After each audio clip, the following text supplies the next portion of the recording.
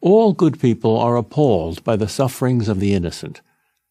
When an innocent person is struck by a painful disease, or tortured, or murdered, we naturally feel sadness and helplessness and often rage.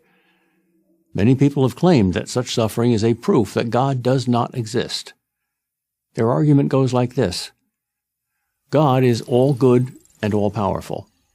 Such a God would not permit unnecessary suffering, yet we constantly observe unjust suffering. Therefore, at least one of the premises about God must be false. Either God is not all good, or he is not all powerful, or he just doesn't exist. What's wrong with this argument? First, let's examine what we mean when we say that God would not permit unjust suffering. There are two categories of suffering: suffering caused by human beings, which we call moral evils, and suffering caused by nature, for instance, earthquakes or cancer. Free will explains how God could be good and allow moral evil. Because God has given people free will, they are free to behave against God's will. The fact that they do evil does not prove that God is not good. In addition, if there were no God, there would be no absolute standard of good. Every judgment presupposes a standard. And that's true of our moral judgments too. What is our standard for judging evil to be evil? The most we could say about evil, if there were no God, was that we, in our subjective tastes, didn't like it when people did certain things to other people. We wouldn't have a basis for saying an act was bad, only that we didn't like it. So the problem of human evil exists only if God exists. As for natural suffering, that poses what appears to be a more difficult question. We see an innocent child suffer, say, from an incurable disease.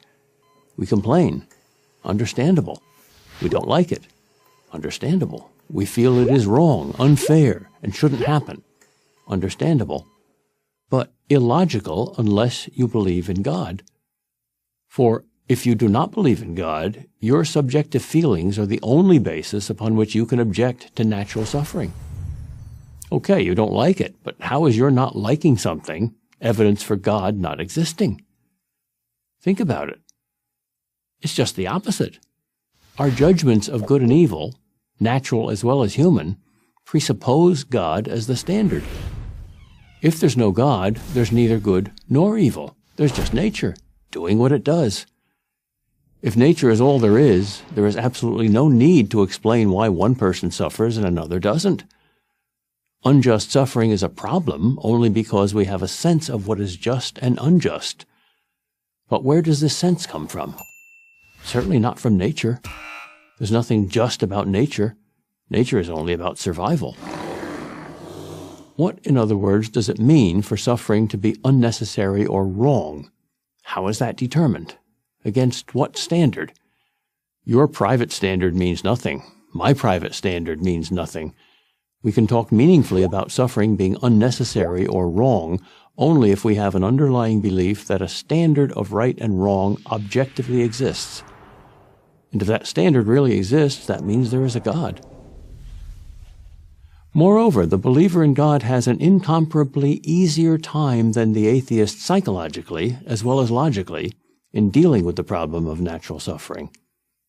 If you accept that a good God exists, it is possible to also believe that this God somehow sets things right, if not in this world, then in the next. For the atheist, on the other hand, no suffering is ever set right. There is no ultimate justice. The bad win and the good suffer. Earthquakes and cancers kill. End of story. Literally.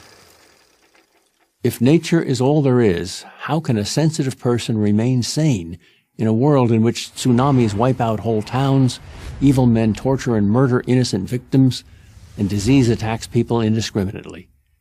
The answer is, it's not possible. Is that how you want to live? I'm Peter Kraft, professor of philosophy at Boston College for Prager University. Join Prager University, subscribe to our YouTube channel, and sign up for free at prageru.com.